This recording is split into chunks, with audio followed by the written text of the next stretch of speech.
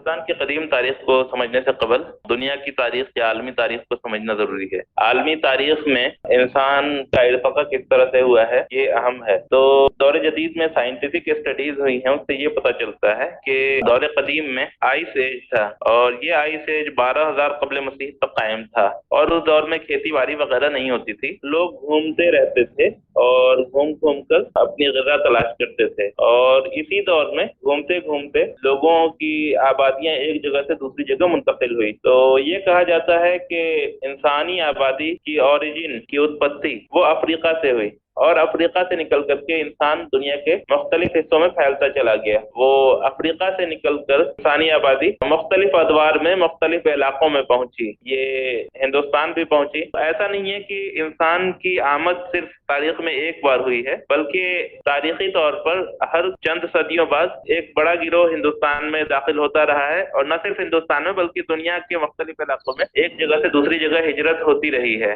آپ دیکھ سکتے ہیں اس میپ کے ذریعے کہ افریقہ سے نکل کر کے دنیا کے مختلف علاقوں میں ہندوستان یا پھر دوسری جگہوں پر انسان کیسے پہنچے۔ تو ہندوستان میں جو آبادی ہے اس آبادی میں کئی عناصر شامل ہیں، اور اس کی وجہ سے کئی زبانیں بھی شامل ہو گئی ہیں۔ آپ دیکھ سکتے ہیں کہ جو سب سے پہلے ہندوستان میں داخل ہونے والا گروہ تھا وہ آسٹرو ایشیاٹک گروہ تھا۔ یہ افریقہ سے نکلا اور ہجرت کرتا ہوا ہندوستان میں آیا، اور یہ کہا جاتا ہے کہ 40,000 قبل مسیح سے قبل جو ہے یہ لوگ آ کر کے ہندوستان کے مختلف علاقوں میں آباد ہو گئے۔ اور آج جو گروہ پائے جاتے ہیں جو مختلف زبانیں بولتے ہیں، جیسے سنتھال پرگنا کے علاقے میں، بہار میں، ویسٹ بنگال میں، جن کو منڈا کہا جاتا ہے، اور اس کے علاوہ کھاسی کی جو آبادی ہے، تو یہ سب اسی گروہ میں ہے جو سب سے پہلے ہندوستان میں آیا، اور ان کی یادیں ان کی زبان سے زندہ ہے۔ اس سے پہلے جو گروہ آئے ہوں گے ان کی زبان آج زندہ نہیں ہے، لیکن جو سب سے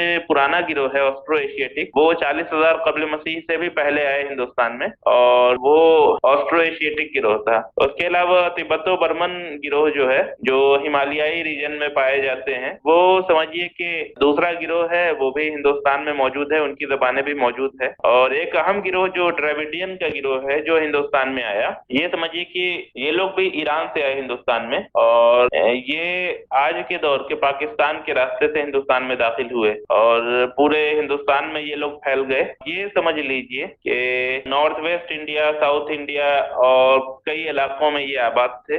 آج جو ان کی زبانیں بولی جاتی ہیں اس میں مینلی تمل فیملی کی جو زبان ہے، اس میں تمل، تیلگو، کنڑ، ملیالم، اور پاکستان میں ایک زبان ہے بروہی، تو یہ سب جو زبان ہے وہ اسی گروہ کی یادگار ہے۔ اور ایک چوتھا گروہ جو آیا وہ آرینس کا گروہ آیا، وہ تقریباً 2000 سے 1500 قبل مسیح کے آس پاس سینٹرل ایشیا سے ہندوستان میں آیا۔ آبادی کے حساب سے کون کتنا ہے یہ نہیں کہا جا سکتا ہے، لیکن تاریخ میں جو سب سے زیادہ ڈومینیٹ کرنے والا گروہ رہا وہ یہی انڈو آرین گروہ رہا۔ ان کی زبان، ان کا مذہب، ان کی تہذیب وہ ہندوستان کی تاریخ میں غالب رہی۔ اور آج اگر ہندوستان کی بات کی جائے تو میجورٹی ہندوستان، پاکستان، بنگلہ دیش کا جو یہ علاقہ ہے، میجورٹی زبان انہی کی ہے۔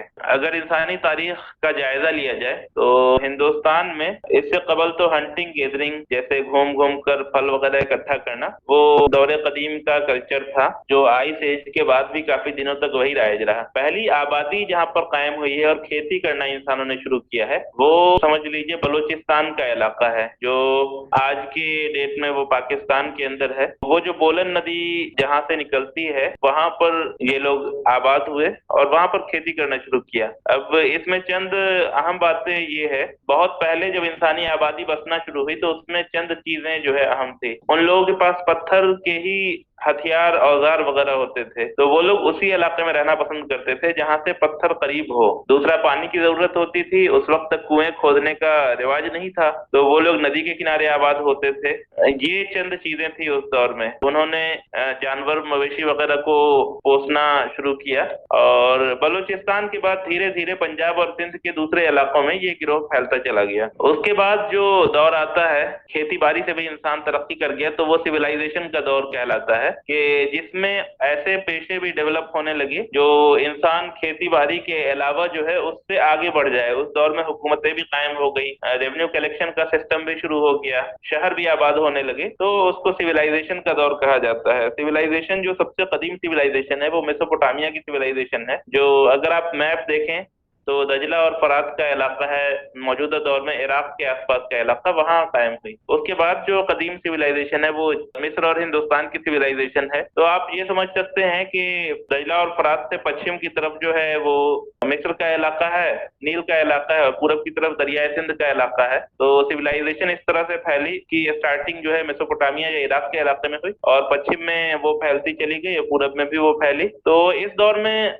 खुसूसी चीज जो है वो ये है, मेटल का इस्तेमाल भी आम होने लगा था, लेकिन जो लोहा का इस्तेमाल शुरू नहीं हुआ था, तांबे का इस्तेमाल था। इस दौर में हम ये समझ सकते हैं कि अब देखिए कौन कौन से इलाके आबाद थे। इस दौर में गंगा के इलाके आबाद नहीं थे, वादिये सिंध का इलाका जो था, दरियाए सिंध का इलाका, वही आबाद था। उसके पीछे बहुत सारी वजूहात हैं जिसका हमने तज़किरा पिछले लेक्चर्स में किया है।